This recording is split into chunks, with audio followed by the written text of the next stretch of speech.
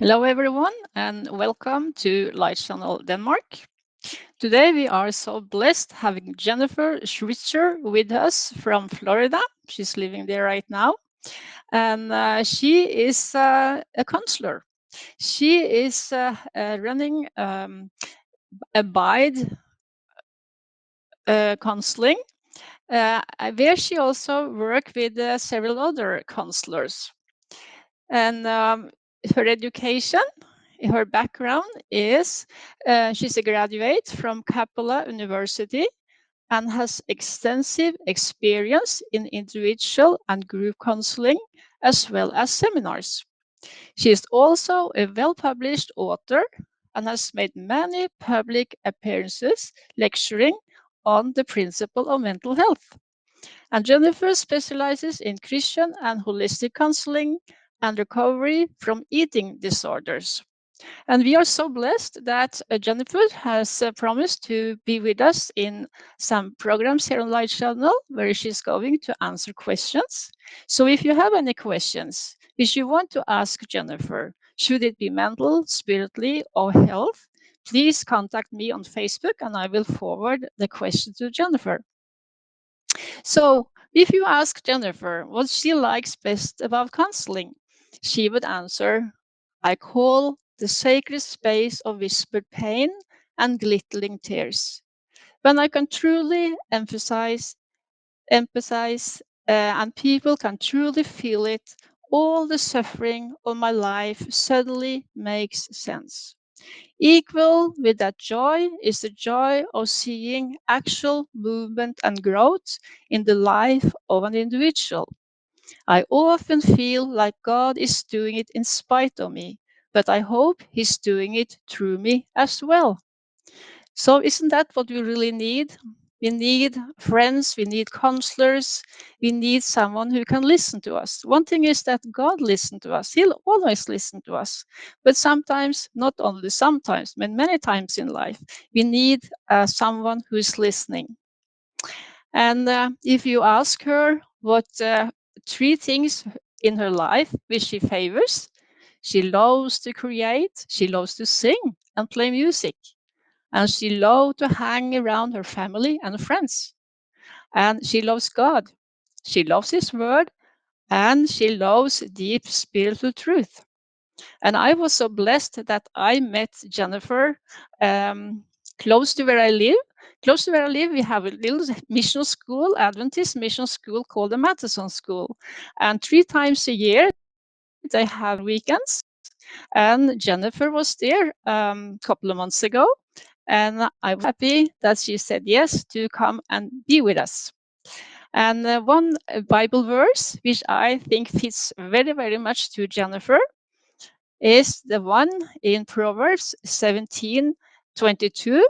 A merry heart doeth good like a medicine. Because when I think of Jennifer, she is sprudling. I don't know if that's really English, but she is a lady which should have much joy in her life, and that joy is really showing out in her life when she's lecturing. So let's pray. Yes, Father in heaven, we are so grateful that you are a Father who always are listening to us. You know us better than ourselves. You know our happiness in life. You know our problems in life. And we're so thankful, Lord, that you have said that, come to me, all you who labor and are heavy laden, and I will give you peace. And that is what all we all want, Lord. We want that peace, your peace. We are thankful, Lord, that we also have friends, we have counselor who can listen to what's going on inside our hearts. I thank you for the way you have been leading Jennifer in her life, that her ups and downs can be a blessing also to other people when she listens to them. We know, Jesus, that you have gone through everything like we have gone through, and therefore you are so understanding with us. So we thank you that everything we go through in life can be a blessing. You can turn everything to something good. Please be with her now, Lord, as she's going to share how you have been leading in her life. Please send your Holy Spirit and let the program be a blessing to all our viewers. In Jesus' name, amen.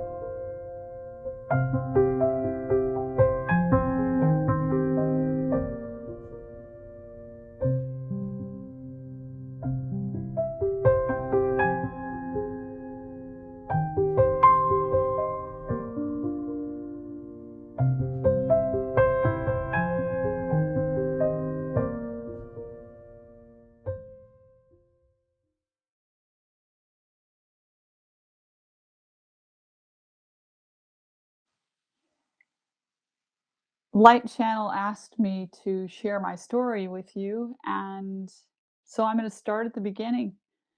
Long before I was a counselor, I was a follower of Jesus, and before I was even a follower of Jesus, I was a child of God and a human being. So I'm going to take you from the very beginning of that human experience to the point that I'm at today. I was raised in a rather idyllic home. We hear stories of people growing up in abuse, with addiction, and all kinds of trauma. I really can't claim that anything horrible happened to me when I was a child. I was really pretty happy. I grew up in a suburb, in a nice community where people knew each other and were friends with each other, and didn't have any major traumas until a bit later in my life. The little hometown that I grew up in was called Aurora, Ohio. And it was perfect as far as I was concerned. I had friends, I had fun, I had a beautiful house and yard, and loved to be in nature. I was a very happy kid, loved to climb trees and just be outside. And I always had this question in my mind about God. I remember asking my mom when I was pretty young if God was everywhere at once. And my mom unfortunately missed the opportunity of really educating me about God. I don't think she really understood much about him herself. But I had spiritual questions from the time I was very, very young. Then something kind of tragic happened when I turned 10 years old. My father announced to the family that we would be moving to another town in another state. And it crushed me because everything I'd always known was in Aurora, Ohio. I loved my childhood. And when I found out that we were going to be moving to another town called Milwaukee, Wisconsin, I put my face in my hands and I just cried, and tears just rolled down because I didn't want to move. And I remember asking my parents, "Can I be buried in Aurora?" I'd begun my life there. I wanted to end my life there. That's how attached I felt. Unfortunately, the move ended up being really much worse than I thought it would be, and I thought it would be bad. As soon as I started going to my new school, and let me tell you, it was a little bit of a change. I'd grown up in a country, small town. This was a larger city. It was more cosmopolitan. The kids my age were more mature, more kind of hardened in a way. And from the time I started that school, I was the weirdo. I was the reject because I was wearing clothing that wasn't considered cool anymore. So, just to give you a little more accurate idea, all the girls in that school, even though they were still in grade school, were wearing nylons and mini skirts. And I was wearing little short white ankle socks and a longer, fuller dress. I wasn't dressed like they were at all. I was dressed like a little girl, which I was. They were dressed like women, which they really weren't. And so immediately I became kind of an outcast. At the same time, I really wanted to be accepted, and so I started to change myself so that I would fit in. And the more I tried to change myself to fit in, I started to make, little incremental steps toward being cool. But there was always that element of me being an outcast. And finally, one day, it all culminated in a scenario of abuse on the playground where I think I was probably 11 years old. I remember what I was wearing. I was wearing a blue and green sweater dress. It was a beautiful dress. I felt really good in it. But unfortunately, nobody else thought I looked good. The kids in my school had been bullying me for some time before that. From the moment that I would step into the school, get off the bus and step into the front door of the school, they would walk behind me and say terrible things about me and make fun of me constantly all day long. And so this scene of abuse was really when all of that bullying kind of boiled over. So what happened was this group of girls grabbed me. They falsely accused me of trying to steal another girl's boyfriend. And I remember the boy, I was terrified of him. I would never have even spoken to him, much less try to steal him from another girl. But they had to make up some kind of lie to kind of give themselves the courage to do what they wanted to do to me. So they made up this lie that I was trying to steal this girl's boyfriend. And they drug me out to the baseball diamond, which was far enough away to where the teachers couldn't see. And they pushed me down in the grass. And they proceeded to physically and sexually abuse me while pretty much the entire class gathered around and watched as this group of girls abused me. Obviously, it was a horribly humiliating experience. I remember coming out of that. There was grass matted in my hair. There was dirt all over me. My pretty blue and green striped sweater dress was all disheveled, matted with grass. And I sat on a bench and cried until my eyes swelled up. And there were a few nice girls that came and they patted me on the back and tried to comfort me. Unfortunately, the teacher really didn't do anything about the bullying. They knew that if they punished the kids, then the kids would likely punish me again. So they tried to just ignore it, hoping it would go away. Now we do more effective things with bullying. We have an even bigger problem today because of online bullying, but we still have learned a thing or two about the fact that you have to create a whole culture in the school that opposes bullying. But the teachers at this school did not understand that, and so they tried to ignore it, hoping it would go away. And it did go away eventually. The kids forgot what had happened and they started treating me better, and I became, accepted. But the scars of that experience did not go away. Those scars don't go away easily. That was a very, very, very traumatizing experience for me. And I think I carried some of those wounds into my later years. I went from that school to a very, very large high school when I turned 15 years old. It was called Nicolet High School. And it was an interesting school, very big. It was in Milwaukee, in the city. Oprah Winfrey went to that high school for a period of time, although she's a little bit older than me, and so she went before I went. But that's just to give you an idea of the kind of place it was. Very cosmopolitan, very exciting place, lots of sports teams. The summer before I entered high school, my best friend moved away. My friend was named Sue Cook. And I'll tell you a story actually that happened before high school that involved Sue Cook. Sue and I were best of friends and we loved adventure. Unfortunately, we loved getting into trouble. And we would get into trouble on a pretty regular basis. In this particular situation, we decided we wanted to start smoking her mom's cigarettes. we would not be able to find whole cigarettes, but we would take them out of the ashtray and smoke the rest of them. And if you're not used to smoking, nicotine really does give you a strong buzz. And so we would get that buzz and we'd laugh and giggle. And that was our fun. Well, one day we were smoking on the couch in her living room, and we were passing this cigarette back and forth and laughing and giggling.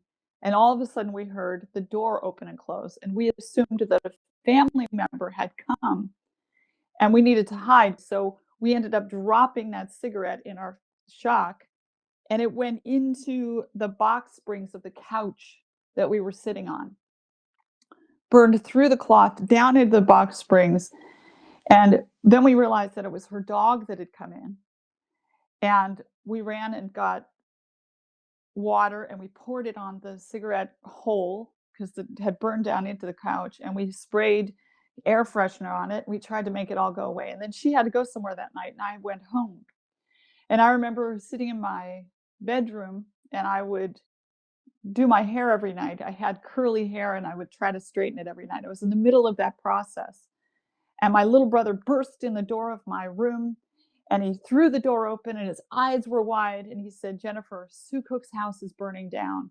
And in that instant, I knew exactly why it was burning down.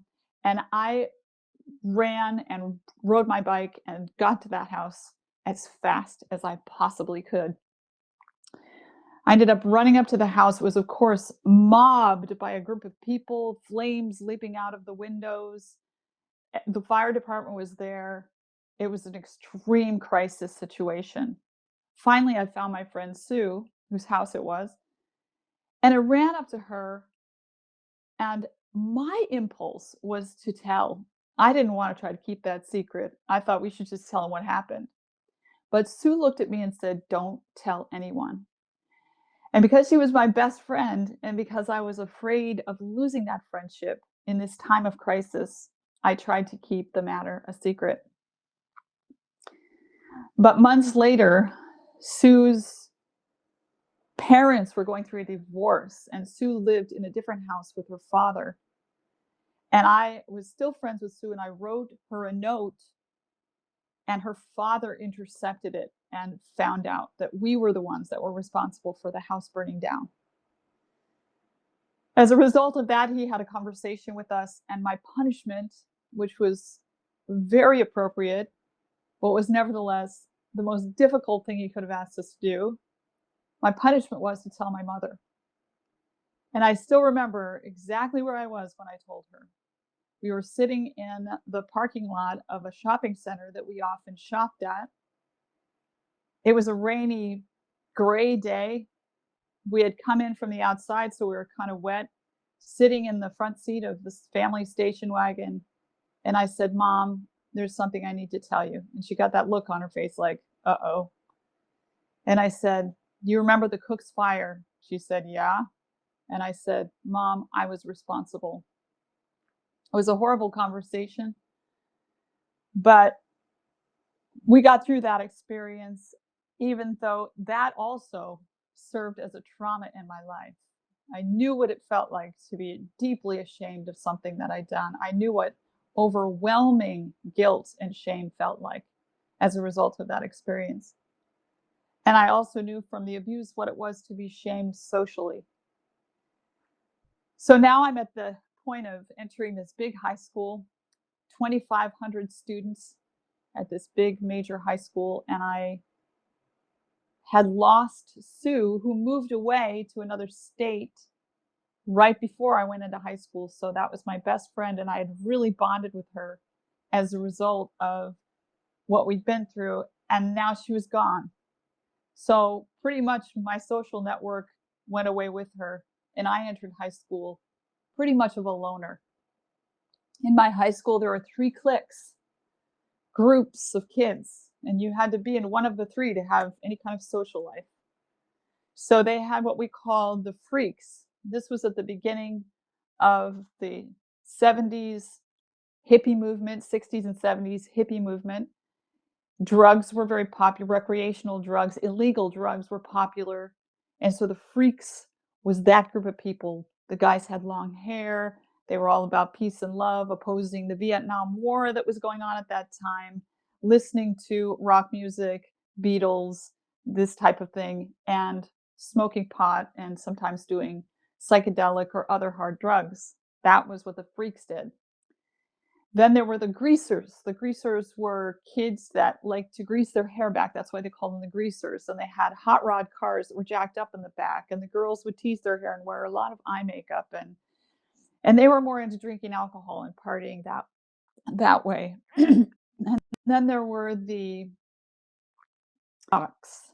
And the jocks were the athletes, the ones that like to try out for the athletic teams, play basketball or football, be cheerleaders. They appeared to be more well-behaved, and they had the approval of the teachers and the parents, but they did just as many bad things, but they hid it better than we did. So those were the 3 groups you had to pick from, and if you weren't a part of one of those groups, you pretty much didn't have a social life. I wasn't a jock, just wasn't the way I was. I wasn't a greaser, didn't just roll that way. I didn't really wanna be a freak because I wanted to protect my brain. I wanted to preserve every brain cell that I had. And taking drugs would have destroyed my brain cells, or at least some of them, and I didn't wanna do that. So I was kind of a misfit for a period of time. That all changed when I met this young man named Rick. I met Rick at on a ski trip, a class ski trip. Rick was one of the most popular and sought after young men in my class. He had dated just about every pretty girl in that entire class. And another thing about my high school is that roughly half of the kids were Jewish. Now, we talk about Jews being God's chosen people and having sort of these exceptional genetics. I think it's true, based on my experience anyway. The Jewish kids were better looking overall, they were smarter overall, more talented overall. And so this guy Rick was Jewish, and all of the pretty girls that he had dated were all these beautiful Jewish girls. So I was, of course, very intimidated by that as pretty much of a wallflower and an outcast. But on this ski trip, I ended up somehow striking up a conversation with Rick, and he was very friendly and very warm and engaging and outgoing. And we ended up spending a lot of time together and skiing together and going up and down the chairlift together and really having a nice time chatting. And I just thought, well, this is awesome. He wants to be friends with me. I never thought that he would want to be anything more than a friend. Plus, he was dating a young woman named Marcy Durzon. And Marcy was one of those pretty Jewish girls. And I just couldn't imagine him, ever dating me. But the reality was, I did not know this at the time, that he really liked me. And when we got back to school after the ski trip, he went and told Marcy, look, I met a girl and I think she's more of a match for me. I don't think our relationship has a future. And apparently, Marcy wasn't offended or bothered by that at all. She's like, okay, fine. But that kind of caused the word to get out among the Jewish girls in my high school. And several of them who before that never would have paid any attention to me came up to me and said, so you like Rick Kagan, or Rick Kagan likes you. They started talking to me about Rick Kagan. Well, one thing led to another, and Rick and I ended up dating. And the total length of our relationship, including a period where we broke up, is about 3 years. Our relationship spanned pretty much 3 years of my high school experience. And let me just say this, that that's too much, too soon, and too young to be that seriously involved with anyone. I'm not against young people meeting members of the opposite sex and forming friendships or even dating in the right way. But this was too serious for a young person. And unfortunately, that in and of itself caused a number of scars. The emotional attachment I had with him was beyond what my brain could handle given my maturity level. And so when that relationship finally broke up, what happened is he broke up with me first. And I was extremely depressed after that, went through probably the first bout of major depression in my life. But then we ended up dating again after that, and I broke up with him the second time. And so again, there was the wound of being rejected by another person, but also the wound of the guilt and shame I felt rejecting him. And it was just too much, too young, too soon. My brain, my maturity level was not ready to handle it. And so that in and of itself scarred me and set me up for many years of struggle with depression. About the end of high school, this is where my story gets a little weird. I started to really question asking the big questions about life. Where do we go when we die? What's our purpose? What are we here for? What's the point of life? Big picture questions like that. And I couldn't find answers to them in the normal run of the mill activities. I did attend a church with my parents, a Christian church. It was a congregational church, and I went every Sunday, and I was a singer. I loved to sing, and I sang in the choir. And I loved the church and the music and all the different activities, or some of them anyway, and I was part of the youth group. But I never once heard about Jesus, the friend of sinners. I never once heard from anyone in that church about accepting Jesus as my personal savior and friend. Nobody ever made an appeal to my heart for that. And so I went through that whole experience in high school, not really knowing Jesus, but attending church the entire time. So I started to reject Christianity, actually. I saw my pastor one night at a gas station. I was running around with my friends. We were partying and having a great time. And I see my pastor, who was a man that everybody had pretty much on a pedestal. And there he was in this gas station. And I went up to him and said, hello. He was noticeably intoxicated. I could smell the alcohol. I could tell he was slurring his words. But in addition to that, he took hold of my hand and began to fondle my hand in the most inappropriate way. This man later divorced his wife and married the lead soprano of the choir, broke up his family because of an affair. Combination of those things turned me against Christianity. And I remember after seeing him in that gas station, going out into the night and just thinking Christianity is baloney. It's just bunk. There's nothing to it. Look at these people that profess and who they really are. So the answers, the truth, spiritual enlightenment must be somewhere else. Around that time, it was discovered that I had a curvature of the spine. My mother sent me to a back doctor, and the back doctor recommended yoga for me to help strengthen my back. So I started attending yoga classes. And at those yoga classes, I learned about meditation. And I learned about all kinds of different teachings of Hinduism, like reincarnation, like the Maya, which is the physical world, but how the real world transcends the physical world, and about karma and how when you do things that are sinful, you build upon yourself karma and you have to be reincarnated to work off that karma. Around that time, my grandmother died. And because I believed, because of these Indian Hindu teachings, that she could come back as a cow, I just decided to stop eating meat because I didn't want to accidentally eat my grandmother. I know that sounds funny, but that's where my headspace was at the time. So I started to try to learn to cook vegetarian. And I remember trying to make fried lentil balls, and they were burned on the outside and mushy in the middle. They were just terrible. But step by step, I began to learn a little bit about vegetarianism. But I was very committed to being a vegetarian. And I was starting to ask the big picture questions. What is life? What's the purpose of life? And what happens after we die? Is there a God? Is it a he, she, or an it? What is the nature of God? And I was asking these kinds of questions.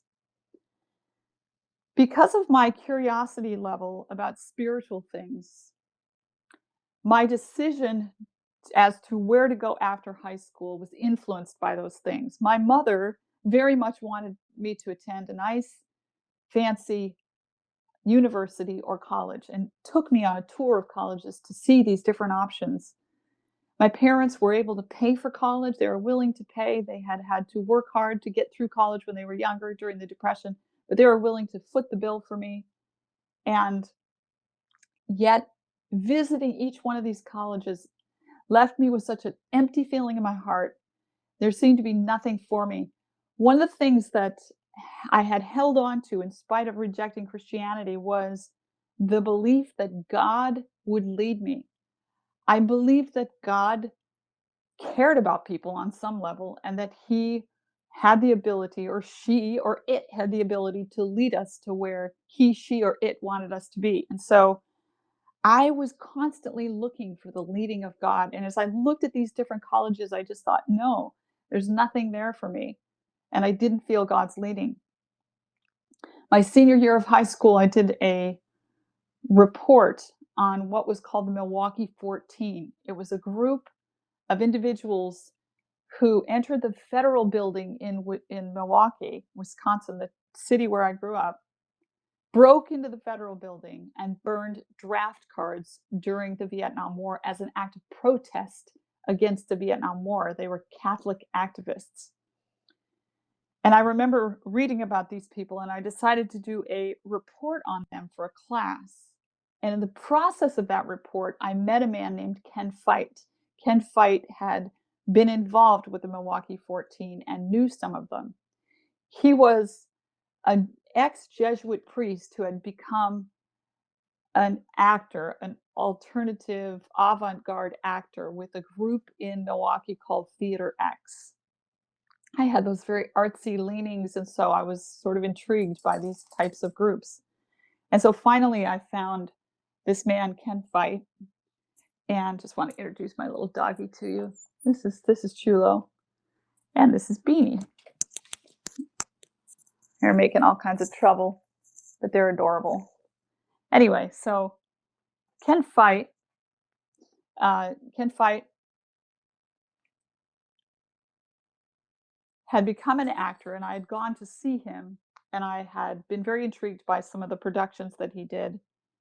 And I found out that he knew something about the Milwaukee 14. And so, because I was doing this report, I contacted him to ask if I could interview him about the Milwaukee 14. And I came to know him, and we became acquainted. And he told me about a school called Thomas Jefferson, which was a subsidiary school of Grand Valley State College, which was a big state college in Michigan. Thomas Jefferson was an alternative program for people that did not like conventional or didn't feel comfortable with conventional education. So people would sort of design their own curriculum and do all these alternative educational types of ventures. He told me about that school. He was a teacher at that school, and I decided to check it out by going to one of his summer classes. So I traveled there in the middle of the summer. And to make a long story short, I felt led to go to Thomas Jefferson. And I ended up signing up to go the next year. I moved into an apartment in student housing with other students that were not at all like me. And I didn't like living there at all, and very much wanted to move out, but I was stuck in student housing. But during that first year of college, I got exposed to some of the craziest things I'd been exposed to in my life. The campus was filled with, because it was an alternative education program, was filled with very unusual people that were pursuing very alternative paths in life. And so they were into the occult, many of them. The female teachers and many of the students were militant lesbian feminists. People were into all of these alternative lifestyles. It was a bizarre place to be. And I was exposed to a lot of things that I'd never been exposed to, which is typical of college, but more so in this situation. So as I was getting all of this exposure, I was sorting through all of these issues and still feeling that gnawing desire to find those spiritual answers. Eventually, I got so tired of living in student housing that I started to look into moving into a farmhouse. The college was in a farming community, and many of the students rented space in different farmhouses. And so I began to look for a living situation. And I heard about one in a farmhouse that was not too far for me to walk to school every day. So I ended up going to that house. And I remember it was a winter's day. It was very cold. It's very cold in Michigan. And I remember that sense I have had of, is God leading? That question I always asked, is God leading? And the only mode of transportation I had at the time was a bike. I did not have a car. And I had to ride down this country road to get to this farmhouse. And the roads in Michigan were very, very uneven. They had ridges in them, and they were very hard to ride a bike on. But it had snowed, and all of those ridges were filled in. And as I rode my bike to the house, it was like I was gliding on ice. And I remember thinking to myself, God is leading. And in fact, he was. When I got to the house, me and my, Eastern mindset, my Hindu mindset, I was bowing down to the house, the farmhouse, because I just really wanted to live there. And the people inside were watching me and laughing. Anyway, I walked in and ended up renting this facility from a man named Brian and two of his friends. One was named Butch and the other was Sherry. I'm remembering their names. So I ended up renting this farmhouse along with a couple of other students from these people who had lived there previously. And the room that I got was up in the top of the house. It had a window overlooking the fields. It was very beautiful and very private. And it was in that room that I began a steady habit of meditation. I had a terrarium with plants in it. And every morning I would get out of bed and I'd sit in front of my terrarium and I would meditate, Eastern meditation, every day, seriously seeking the will of God or nirvana or enlightenment or whatever it was that I was looking for. I remember while I lived at that farmhouse, one night I went out late into the night um, to get situated. So I was going to go out into the night. It was a beautiful country setting, and I was going to go out into the night and meditate. And I walked out, and I was really determined. That night, I was going to figure out, the answers, the spiritual answers. I was really committed to that. And I ended up near a pond, and I remember the crickets all went silent when I got to the pond because there was someone there. I sat down and started meditating, and the crickets got used to my presence and I wasn't making any noise, and they started chirping again. And the volume built up and built up and built up because you don't realize how loud crickets are because usually they stop when you're around. But I was still and they didn't know I was there, and so they started to really, really make a lot of sound. And I remember meditating through that and feeling like, wow, this is really going to help me become enlightened or whatever it was that I was searching for. And I got up and walked away, and I was walking down the road, and I remember feeling like, wow, if this night of meditation and being out in nature doesn't do it, I don't know what will. And I remember feeling, boy, you know what? I'm still lonely. I'm still empty inside. This isn't doing it. And in that moment, I looked up at the stars and I remember receiving a clear message, not necessarily, audible, but a clear message. I forgive you. Now, this was really monumental for a couple of reasons. Because in my seeking and searching into Eastern religions, I had adopted more or less an impersonal picture of God. God was more of a powerful essence or a cosmic force than he was an actual being with a personality. But that belief has some problems wrapped up in it. Philosophically, we might call it with the term for it, the theological term for it is anthropomorphic theocentricity, which is that man-centered God-likeness is what that breaks down to. Basically, it's the belief that if we are a certain way, then God must be at least that level or beyond. Because if we generate from God, he has to have at least our level of intelligence, social awareness, emotional need, etc., emotional complexity that we have. So, how could a cosmic force have emotional complexity? It's just a force, it's not a person. As I was walking down this road and I looked up in the stars, beautiful night sky of Michigan, black, black night, and the brilliant stars against that, hearing these words, I forgive you, right then and there, God refuted the belief that he was not a person because a non person cannot forgive. And he said, I forgive you. And wrapped up in that beautiful packaging of this forgiving person of God, I realized just that I was forgiven.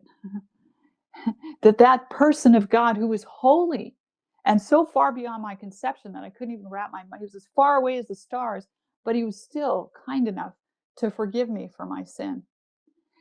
And I think at that moment I became a Christian of sorts, even though I wasn't a churchgoer. But from that point forward, I lived in this little farmhouse. I didn't own a car. I began to search for a church. I thought, I I will actually I thought I will try out this Christianity thing. One night I ended up in my little farmhouse room, and somehow one thing had led to another, and I found myself praying to Jesus for the first time in my life. After that, I went to all my different friends and I told them I'd become a Christian. Most of them rejected me. I lost pretty much all my friends. I wasn't obnoxious or hateful or anything, but I was a Christian and they didn't know me as a Christian. So I began to search for a church. I wanted some kind of fellowship. I wanted to be with people. And fortunately, the town that the school was in, Grand Rapids, Michigan, has more churches per capita than any other city in the United States. So I had a lot to choose from. But unfortunately, I didn't have a car.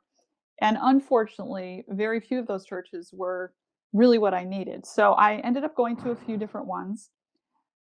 They would range from being just cold and formal to, on the other end of the spectrum, being extremely sort of chaotic. So within walking distance of the farmhouse that I lived in was a Pentecostal church, and I went to that church several times.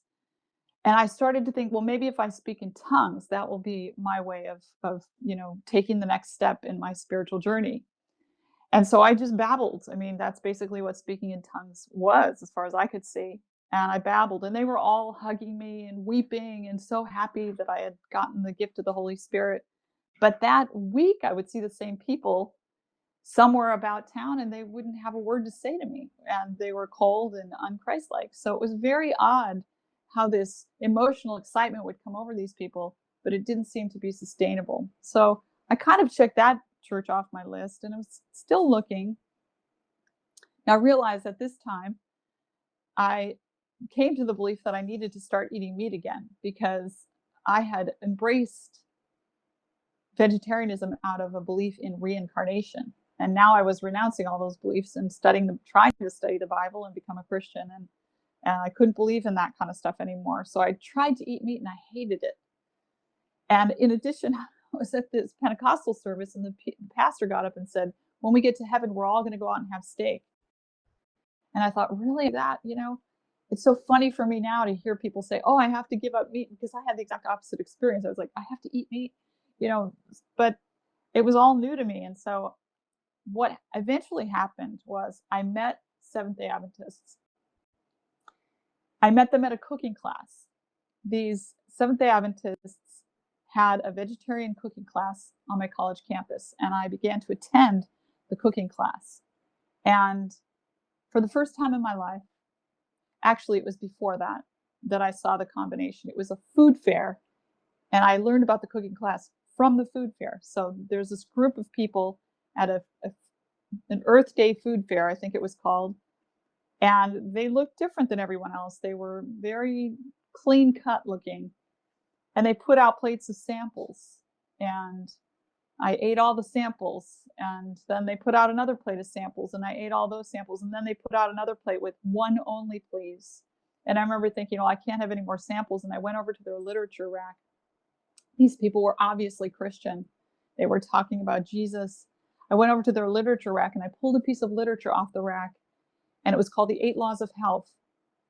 And I saw a message about living in harmony with nature and plant-based eating and all of that.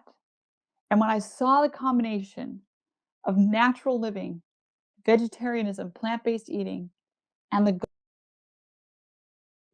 that I had found my church home, and I've been there ever since. It's been more than 40 years. So I ended up attending a cooking class and learning how to cook all these amazing vegan foods, and that took me up to another level of eating healthy, was eating plant-based, entirely plant-based, learning how to substitute dairy products with nut milks and so forth, and that was a lot of fun. But as a result of all of these changes I was making, there was some tension in the home that I shared with a couple of other women. And so I started to wonder if maybe I was called by God to move on to somewhere else. And I ended up looking into moving to the place that had put on the cooking classes. It was called Oak Haven. It was about half hour away from my college campus. And it was a community of Seventh-day Adventist Christian believers. I ended up moving there. My parents were very, very upset. They didn't want me to move to Oak Haven. Oak Haven was a bunch of really unusual people, even more unusual than your run-of-the-mill Seventh-day Adventists. The women all wore long dresses, the men wore suspenders, they ate vegan, they were just different. And my parents thought, what has happened to our daughter? But I had always been a little strange, and I'd put them through so much when I was younger that I think they just thought, well, whatever, she's got to figure it out. I ended up living at Oak Haven for a year, and I'm going to fast forward a bit to the place where I'm at now, because I've been in the church for 40 years, more than 40 years. I've been through a lot within the church, went through a lot before, but also have experienced a lot as a Christian. And yes, I did eventually become a Seventh-day Adventist at Oak Haven after I studied all of our beliefs out in the scriptures. But some things happened there that were not ideal. Unfortunately, there was some fanaticism at Oak Haven. God somehow preserved me from all of it, and I ended up coming to know Him. But my walk in the church, I wish I could say that all of my struggles with depression, the trauma that I'd experienced before becoming a Christian, and all of the depression and anxiety that I dealt with just magically went away as soon as I accepted Jesus, but that was not true. And as I got into my young adult years, now married and with children, the depression came back to revisit me. And this is what ultimately led me to become a counselor, because during that time, it's not that I don't believe God can take our depression away, but He doesn't always. Sometimes He wants people to help people. That's where counseling can be a really good thing. The problem was that there wasn't any counseling that supported my worldview that I could find anywhere. I looked I looked even for just a Christian counselor, couldn't find one in the area that I lived in. So as I was wrestling with the depression and the anxiety and some of the effect of the trauma that I went through when I was younger, I tried to get that help and struggled with depression for years until later in my adult years, after I had raised kids, I ended up deciding to go back to school to study psychology. I went back to school and I really fast forwarded through a huge segment of my life because that would take hours and hours to talk through. But I'm just going to go into becoming a counselor and what that has meant and how that relates to what I went through. So I went to school, Capella University, 3 years of studying secular psychology. But I'm going to say this, that I had studied the Bible and I was deeply grounded in the scriptures. And my faith was not shaken by studying secular psychology. I said, along with Paul, I am not ashamed of the gospel. It is the power of God to salvation because the gospel has so much more to offer than any system of secular psychology, as valuable as some of them can be. And I do glean some of the methods and techniques from these different schools of thought because they're not all bad and they can be helpful, but none of them come close to the power and beauty of the gospel and its power to heal us from our wounds. And so through becoming a counselor, God was able to finally deliver me from depression. I'm not positive. It's one of three reasons that I started overcoming the depression as a result of becoming a counselor. Number one, it could partly be that I was more financially stable. I just had more money. Um, and poverty can cause depression. I had been in ministry for many years before that. I was in music ministry for years. I've written a lot of songs. I would preach, I would write books, but none of that really supported me very generously. But once I got into counseling, I became more financially stable, and that may have helped with my mood. But I don't think it was mostly that. It also may have been that I was studying how the mind worked, and I began to understand the relationship between the thought life and the emotions. There's something called cognitive behavioral therapy that attempts to change the thought life, and Ellen White says that the thoughts and feelings combine to make up moral character. And she says if the thoughts are wrong, the feelings will be wrong. And I did have some distorted beliefs that worsened my depression, if in fact probably caused it. And so I was able to start changing those beliefs and experience the benefit of that. But I think there's another factor, and that was that as a counselor, I had to be strong for other people. It was time for me to stop feeling sorry for myself and grow up and be there for other people and minister to other people. And I started to see the power of counseling. In fact, when I first got into counseling, I wasn't sure I believed in it. I'd come from the background of do everything yourself, home birth, home bread, home baked bread, homeschool. I homeschooled my kids, do everything at home. You never depend on the world for anything. And so counseling was kind of outside of that mentality. But as I practiced counseling, that's when I became convinced that it really does help. Some people, not everyone, but some people. I use the equation skill plus will equals worth the bill. I have some skill as a counselor. You come in willing to get help, and that equals worth the bill. So it's the combination of the skill of the counselor and the willingness of the client. It can really help people, and I was finding that it did in many cases. And so I think the combination of those three things, the better finances, learning about the mind, and also actually helping other people instead of always being in need of help, I was able to finally get on top of the depression. And it doesn't bother me anymore. It's not that I don't feel sad or blue sometimes, but it used to drag me down under the undertow to the bottom of the ocean for long stretches of time. It doesn't do that anymore. By the grace of God, I'm free and healed from that.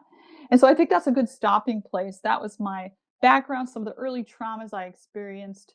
And then we stopped at the point where I accepted Jesus. And then we fast forwarded through most of my life up into becoming a counselor. Maybe we could do another episode or something on that portion of my life. But I hope this has been a blessing. I'm sure there's things I've left out that I could have included. But what I would like to say in closing is that first and foremost, Jesus is your healing. Secondly, you might consider counseling. There's a website, abide.network, abide.network.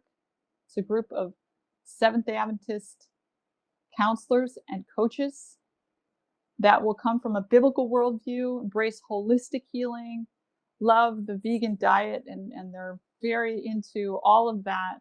And we will counsel you from that perspective for lower fees than some counselors charge. We also have free telephone support groups that people can join.